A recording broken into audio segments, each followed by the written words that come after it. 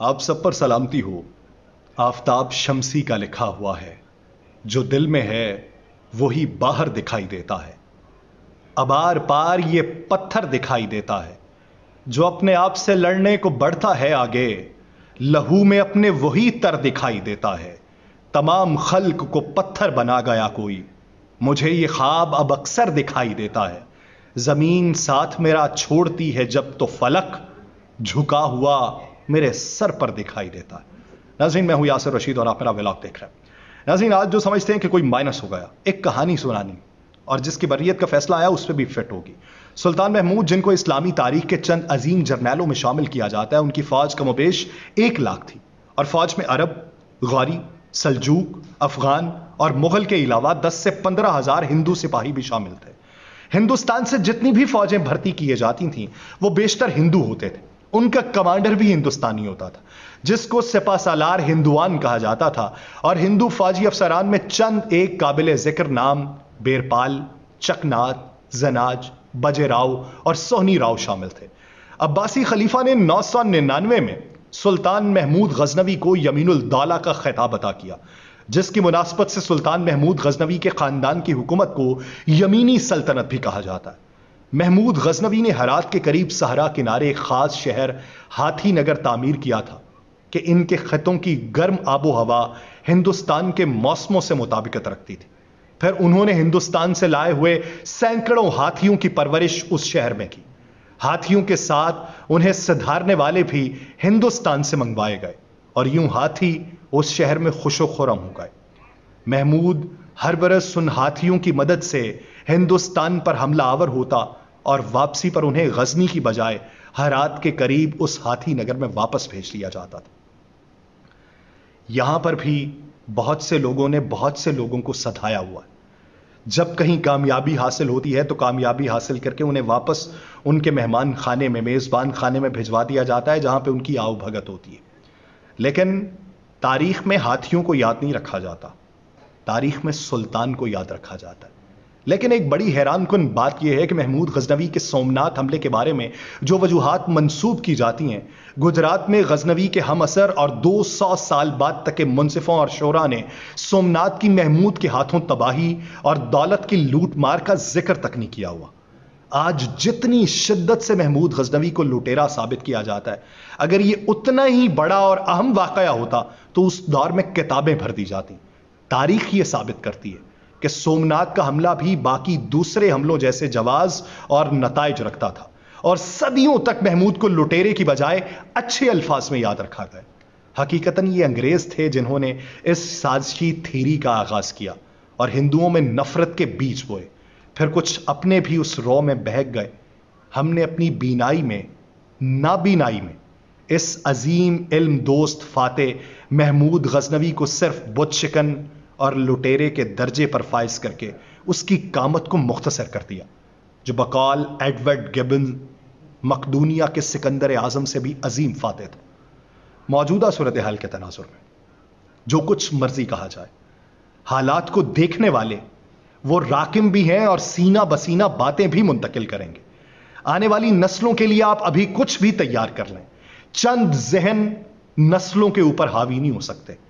نسلیں جو ہیں وہ سینہ بسینہ ہونے والی باتیں بھی سنیں گی، پرکھیں گی، تجزیہ کریں گی، اور پھر اس کے بعد کسی فیصلے تک پہنچیں گی۔ ان کو بتایا جائے گا کہ سالوں مقدمات چلے اور اس میں سزا یافتہ ہوئے، پھر بریت کے پروانے مل گئے۔ اسلام آباد ہائی کورٹ نے ایون فیلڈ ریفرنس کیس میں سابق وزیر اعظم نواز شریف کو بری کر دیا۔ چیف جسٹس عامر فاروق کی سربراہی میں 2 رکنی بینچ نے آج سابق وزیر اعظم کی جانب سے دائر کی جانے والی اس اپیل کی سماعت کی ہے، اور اپیل کی جو سماعت ہوئی ہے اس میں حیف اس مقام پہ ہو کے ہوتا ہے کہ جب سال ہا سال پریکٹسز کے بعد، سال ہا سال تحقیقات کے بعد بریت کے خلاف اپیل نیب واپس لے لے۔ اسلام آباد ہائی کورٹ نے نیب کی اپیل واپس لینے کی بنیاد پہ خارج کر دی، اور آپ ابھی تک نیب کی تمام تر کارکردگی کا ملاحظہ کیجئے تو آپ کو جتنی اپیلیں ہیں ان میں زیادہ تر واپس لینے کی درخواستیں دکھائی دیں گی۔ میاں محمد نواز شریف کے وکیل امجد پرویز نے ایون فیلڈ ریفرنس میں مریم نواز کی بریت کا فیصلہ بطور ثبوت پڑھ کے سنایا کہ اس کو بنیاد بنایا۔ انہوں نے کہا عدالت نے لکھا تھا کہ پروسیکیوشن کے موقف کو ثابت کرنے کے لیے کوئی ایک ڈاکومنٹ موجود نہیں ہے۔ جس پر جسٹس میاں گل حسن اورنگزیب نے ریمارکس دیے کہ اس عدالت نے ایک فیصلہ دیا کہ بے نامی کے لیے 4 مندرجات کا ثابت ہونا ضروری ہے. انہوں نے کہا کہ ان چاروں میں سے کوئی ایک بھی اگر ثابت نہیں ہوتا تو وہ بے نامی کے زمرے کے اندر نہیں آئے گا.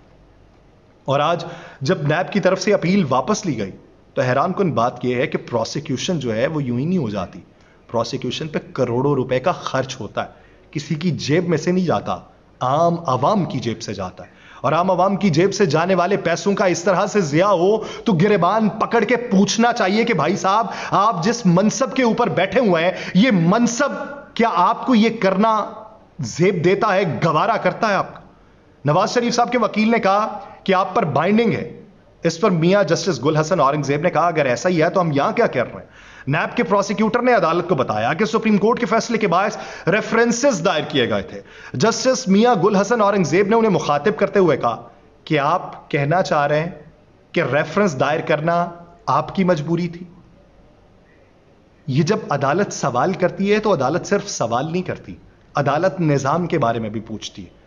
انہوں نے کہا کہ ہم سمجھ رہے ہیں کہ ریفرنس دائر کرنا نیب کی مجبوری تھی. نیب کو کیا مجبوری تھی؟ مجبوری تھی تو بتاتے کہ یہ مجبوری تھی جس کی وجہ سے عوام کا پیسہ ضائع کیا. جسٹس میاں گل حسن اورنگزیب نے کہا کہ ریفرنس دائر ہو گیا, سزا بھی ہو گئی. مریم نواز کی بریت کے فیصلے کے خلاف نیب نے اس وقت اپیل نہیں کی. نیب پروسیکیوٹر نے کہا کہ اب وہ فیصلہ حتمی ہے, اس پر ہم دلائل نہیں دے سکتے.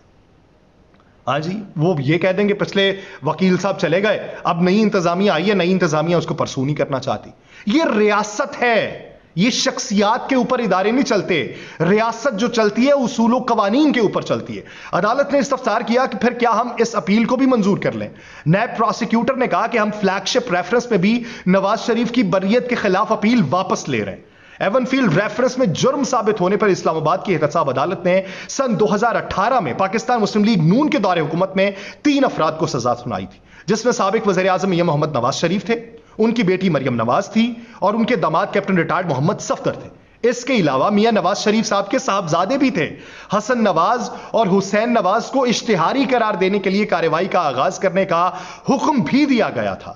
اسلام آباد کی احتساب عدالت نے سن 2018 میں, یہ پس منظر بیان کر رہا ہوں کہ پس منظر اس کیس کا اصل میں ہے کیا, سن 2018 میں ایون فیلڈ ریفرنس میں مریم نواز کو 7 سال قید اور 20 لاکھ برطانوی پاؤنڈ جرمانے کی سزا سنائی گئی تھی, جبکہ ان کے شوہر کیپٹن ریٹائرڈ صفدر کو 1 سال قید کی سزا سنائی گئی تھی. سابق وزیر اعظم نواز شریف کو بھی اس مقدمے میں 11 سال قید اور 80 لاکھ برطانوی پاؤنڈ جرمانے کی سزا سنائی گئی تھی, جبکہ عدالت نے مریم نواز اور ان کے شوہر کا مقدمہ الگ کر دیا تھا. یہ یاد رہے, مقدمہ الگ کر دیا تھا. اور آج ان کے وکیل جو مریم نواز کا فیصلہ ہے اس کو بنیاد بنا کے بتا رہے ہیں کہ یہ وہ فیصلہ آیا تھا.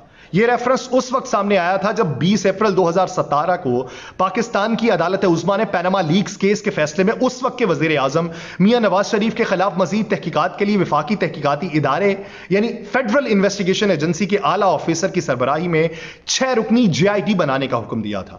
اس کے بعد نیب نے سابق وزیر اعظم نواز شریف کے خلاف 3 مختلف ریفرنس بنائے, جن میں ایک ایون فیلڈ ریفرنس تھا جو لندن میں پراپرٹی سے متعلق تھا, ایک العزیزیہ سٹیل ملز ریفرنس تھا اور ایک فلیگ شپ انویسٹمنٹ ریفرنس تھا. یہ 3 ریفرنس تھے. ان کے اندر سے ایون فیلڈ ریفرنس اور العزیزیہ ریفرنس میں میاں محمد نواز شریف صاحب کو سزا ہوئی, جبکہ فلیگ شپ ریفرنس میں ان کو احتساب عدالت نے بری کر دیا تھا. پیناما پیپرز کی مدد سے جو سامنے آنے والے حقائق تھے, ان حقائق میں ایون فیلڈ پراپرٹی لندن کے مہنگے ترین علاقے مے فیئر اور پارک لین کے نزدیک واقع 4 اپارٹمنٹ میں, جہاں پہ جا کے میاں صاحب رہائش پذیر رہے ہیں. یہ 4 سال کا عرصہ وہیں پہ گزارا ہے, جو کہ 90 کی دہائی سے شریف خاندان کے زیر استعمال ہے. شریف خاندان کے اوپر الزام تھا کہ انہوں نے اس پراپرٹی کو غیر قانونی ذرائع کی مدد سے حاصل کی گئی رقم سے خریدا, لیکن شریف خاندان کی جانب سے دلائل میں یہ کہا گیا تھا کہ جو ایون فیلڈ پراپرٹی ہے یہ 1993 سے لے کے 2006 تک قطر کے شاہی خاندان کی ملکیت تھی, لیکن شریفوں نے وہاں رہائش اختیار کر رکھی. 2006 تک انہوں نے بنا کے دے دی, بھائی جان رہتے رہے آپ, جس کے لیے وہ وہاں کے کرائے اور دوسرے اخراجات خود اٹھاتے تھے. तकरीबन 9 माह और 107 समातों पर मुहीत एहतसाब अदालत में जारी इस मुकदमे का फैसला उस साल 6 जुलाई को आया जब नवाज शरीफ अपनी बीमार अहलिया के साथ मरियम नवाज के हमरा लंदन के अंदर मुकीम थे। 107 समातें हुई हैं, कोई 3-4 समातें नहीं है, जिसके बाद नैब ये फैसला करे कि हम अपील वापस ले रहे हैं।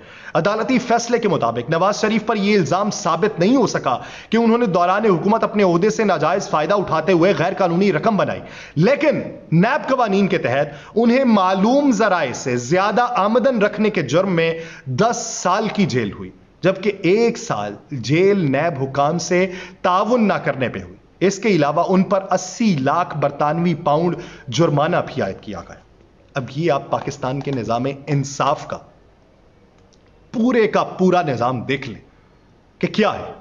107 समातें होती हैं, 107 समातों में मुख्तलिफ गवाहान पेश किए जाते हैं, मुख्तलिफ पेशियां होती हैं, प्रोटोकॉल लगाए जाते हैं, पेट्रोल फूंका जाता है, जजेस को तनख्वाहें दी जाती हैं, प्रोसिक्यूशन की टीम तनख्वाह लेती है और प्रोसिक्यूशन के ऊपर करोड़ों रुपए का अखराज अलहदा से होता। लेकिन इस सब के बावजूद एंड पे आके नैब ये कह दे हम अपील वापस ले रहे, तो कौन भरोसा करेगा इस निजाम के ऊपर। आज अगर मियां नवाज शरीफ साहब को हक की बुनियाद के ऊपर बरी किया गया तो सवाल नैब से पूछना चाहिए कि नैब की प्रोसिक्यूशन क्या है, बंद कर दें फिर ऐसे इदारे। और अगर उन्हें हक के बिना पर बरी नहीं किया गया तो फिर निजाम से पूछना बनता है कि अगर ऐसे ही निजाम चलना है, अमीर और गरीब के लिए अलग अलग कवानीन होने हैं, तो हमें फिर कोई जहर की पुड़िया दे दीजिए। मुझे दीजिए इजाजत। अल्लाह निगहबान।